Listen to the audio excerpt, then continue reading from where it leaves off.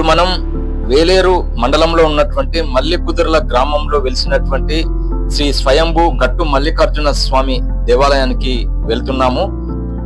హన్మకొండ నుంచి 25 కిలోమీటర్ల దూరంలో ఈ యొక్క దేవస్థానం ఉంటుంది. ఇప్పుడు మనం గట్టు మల్లికార్జున స్వామి దేవస్థానం చేరుకున్నాము. ఇది హన్మకొండ జిల్లా వేలేరు మండలం మల్లికుదుర్ల వద్ద 3 కొండల మధ్య కొలువై ఉన్నటువంటి ప్రసిద్ధ పుణ్యక్షేత్రం శ్రీ గట్టు మల్లన్న మల్లికార్జున స్వామి దేవాలయం. కుమ్రవెల్లి మల్లన్న మాదిరిగానే ఇక్కడ కూడా స్వామివారు స్వయంభుగా వెలిశారు. దేవాలయ ప్రాంగణంలో పచ్చని ప్రకృతి తాండవిస్తుంటుంది. చుట్టూ కొండలు, ప్రశాంత వాతావరణం మనకు కనిపిస్తుంది. సో టెంపుల్లో మనం వెళ్ళగానే నందీశ్వరుడు మనకు ముందుగా దర్శనమిస్తాడు.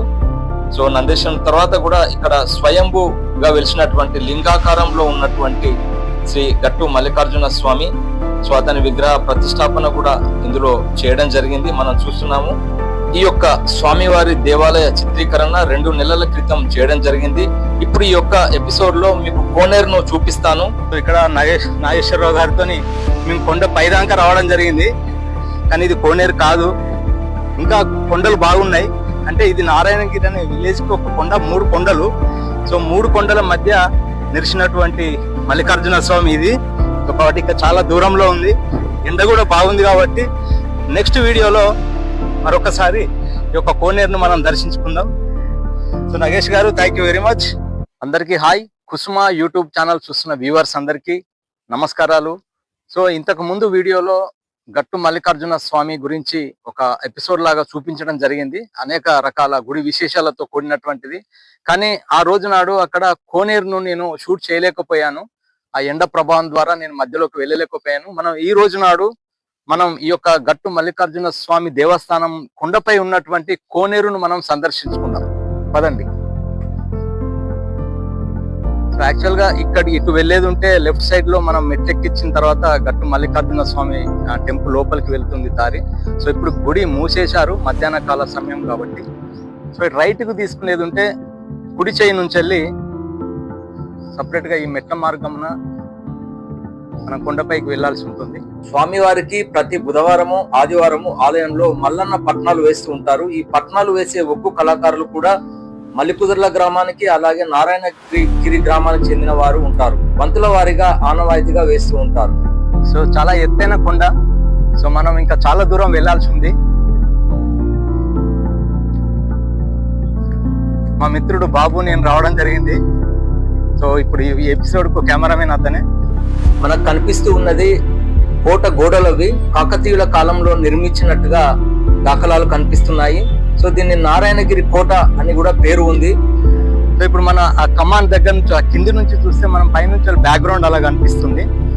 సో మన అక్కడ నుంచి కొండ పైకి రావడం జరిగింది. సో ఇలా ఈ కొండపై కూడా చాలా మైదాన ప్రాంతంగా ఉంది. సో ఇంతకు ముందు ఎపిసోడ్ లో ఈ ప్లేస్ దగ్గరికి వచ్చి ఆగిపోయినాం. సో ఇక్కడ నుంచి మేము ముందుకు పోలేకపోయినాం. సో ఆ రోజు ఎండ ఉంది కాబట్టి. సో ఇప్పుడు మన ప్రయాణం కోనేరు వైపు సాగుతుంది. ఈ యొక్క ఎపిసోడ్లో మనం కోనేరును మనం సందర్శించుకుందాం. కొండ మీద కూడా మనం వెళ్తా ఉంటే కొండెంగలు కనిపించాయి మాకు. నేచురల్గా కొండపై ఉన్నాయి, ఆ కొండ పొదలలో ఉన్నాయి. సో దట్టమైన అడవి ప్రాంతం లాగా కనిపిస్తుంది. ఇక్కడ చూస్తాం చూడండి, చిన్న ఖాళీ బాట ఉంటుంది. మనం కొండపైకి వచ్చిన తర్వాత లెఫ్ట్ సైడ్ నుంచి వెళ్ళి ఇలా వెళ్ళాల్సి ఉంటుంది.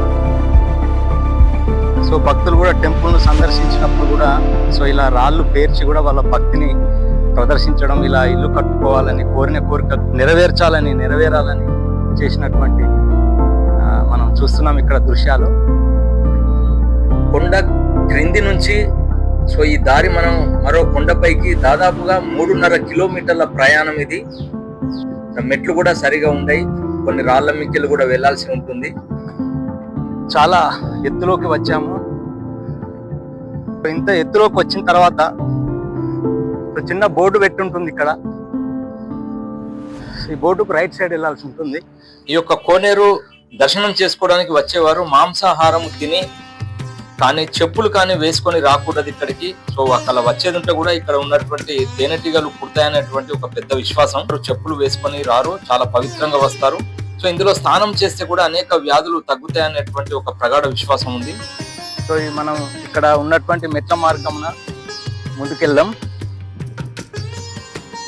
ఇక్కడ బారికేడ్లు కూడా ఉన్నాయి, మనం వెళ్ళి పట్టుకోవడానికి కూడా, ముందుకు వెళ్ళడానికి.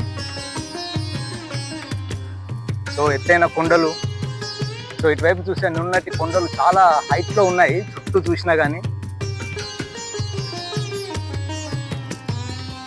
సో మనం ఇప్పుడు కోనేరు దరిదాపు దగ్గరికి చేరుకున్నాం మనం.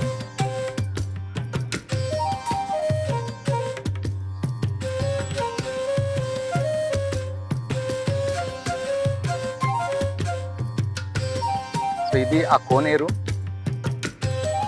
శ్రీ గట్టు మల్లికార్జున స్వామి టెంపుల్ కొండపై ఉన్నటువంటి ఒక కోనేరు. ఇది చాలా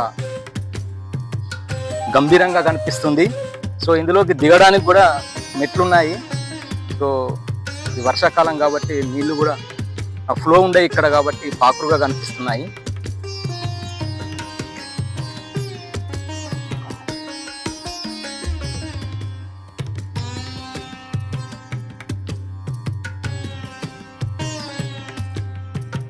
ఓం నమః శివాయ. సో ఈరోజు మనం గట్టు మల్లికార్జున స్వామి టెంపుల్ పైన ఉన్నటువంటి ఈ యొక్క విశాలమైనటువంటి కోనేరు ప్రాంతానికి చేరుకున్నాము. ఎన్నో రోజుల కళ నాది కూడా. సో ఇంత పెద్ద ఎత్తైన కొండ,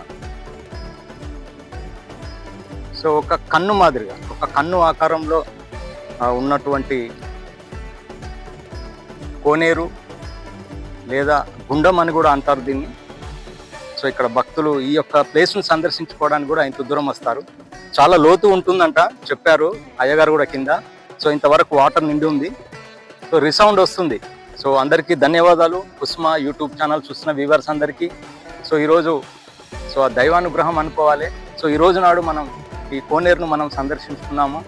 సో గట్టు మల్లికార్జున స్వామి టెంపుల్ కొండ పైన ఉన్నటువంటి కోనేరు.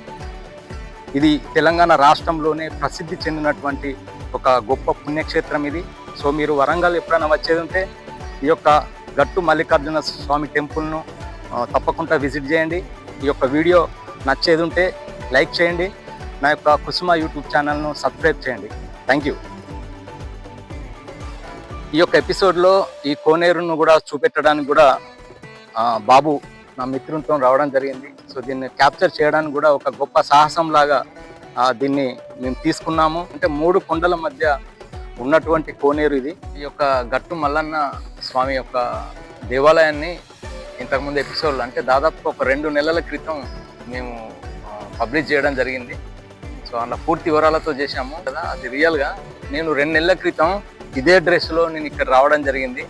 కాకతాళీయంగా సేమ్ మళ్ళీ ఇదే డ్రెస్లో నేను ఇక్కడ వచ్చాను. మళ్ళీ అదే కోనేరును షూట్ చేయడానికి పైకి వెళ్ళడం జరిగింది. సో ఇది రియల్లీ నాకైతే చాలా సంతోషంగా ఉంది ఈ రోజు నాడు.